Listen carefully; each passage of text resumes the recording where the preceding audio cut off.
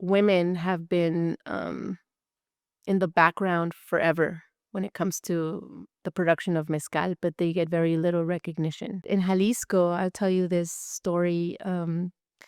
Years ago, I was traveling with one of my friends, and we came to this little remote town in the Sierra in Jalisco, kind of like I would say southwest.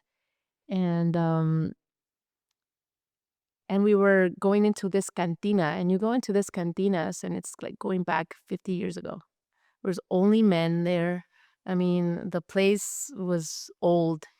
And we sat at the bar and everybody was looking at us. And I asked the man, I said, "Do you have any mezcal or raicilla?" He's like, "Yeah." So he brings from the bottom a unmarked bottle, of course, and he pours. And it was a really yummy mezcal. And I asked, if who made it and if there was a place where we could buy a bottle or if he sold bottles. And he says, "No, I don't have any, but you can go visit the maestra." And I'm like, "Maestra? Female?" "Yeah, she lives, like 20 minutes from here." And I'm like, "Okay, sure. How can we get there?" It's like, "Oh, just go take that road 20 minutes up the road." So an hour and a half later, and asking a bunch of people, we finally find her. And, I think Mexico is known to have one of the most hospitable people in the world. I mean, mi casa es tu casa is not just a saying. And I think Mexicanos, we are very hospitable until you do us wrong, of course.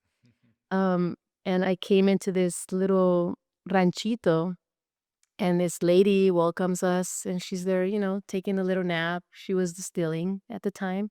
There's a little lake by her little ranchito, and I say, "Hey, we're here, because the guy at the cantina sent us. I really would love to buy some mezcal from you. I work with mezcal." So, she sat down. She told me her whole life story, why she became a mezcalera. um, Her husband had an accident with one of her sons, and they passed, so she had to, pretty much survive. So she started producing, and she has like four left kids, and she had to do something. She sent one of those kids to fish for us. They brought back some fish, and she grilled them for us. And we just spent one of the best afternoons, listening to her life stories, listening to music, and eating pescado asado and drinking mezcalito.